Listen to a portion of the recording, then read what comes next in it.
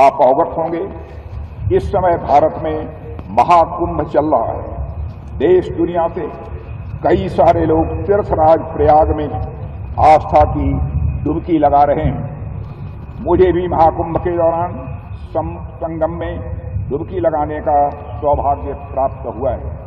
मैं समझता हूं कि एरो इंडिया के रूप में आज से भारत में एक और महाकुंभ का प्रारंभ हो रहा है, जहां एक तरफ प्रयागराज का महाकुंभ आत्मसंधान का कुंभ है, तो वहीं दूसरी तरफ एरो इंडिया का यह महाकुंभ अनुसंधान का कुंभ है।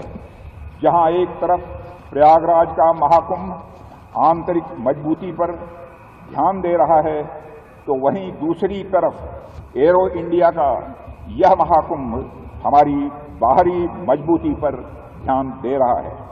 जहां एक तरफ प्रयागराज का महाकुंभ भारत की संस्कृति को दर्शा रहा है, तो वहीं दूसरी तरफ एरो इंडिया का यह महाकुंभ भारत की शक्ति को दर्शा रहा है। एक तरफ जहां परंपरा और अध्यात्म का महाकुंभ चल रहा है, तो वहीं दूसरी तरफ पराक्रम और आयुध का महाकुंभ चल रहा है।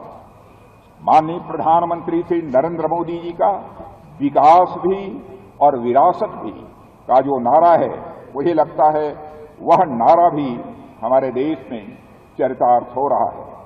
मेरा मानना है ऐसा सुखद संयोग सिर्फ भारत में ही संभव हो सकता है। Friends, the theme of arrow India is the runway to a billion opportunities. I believe that there cannot be a more suitable theme than this.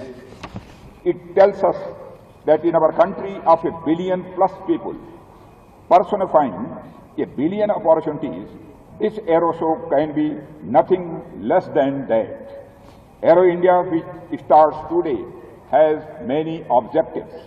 The first important objective of Aero India is to showcase not only our industrial capability, but also our technological advancement to the entire world. This shows our commitment towards the security of our nation. However, there is an even bigger objective, and that is to further strengthen our symbiotic relations with friendly foreign countries. Today, the platform of Aero India has brought together government representatives, industry leaders, Air Force officers, scientists, defense sector experts, startups, academia, and various other stakeholders from all over the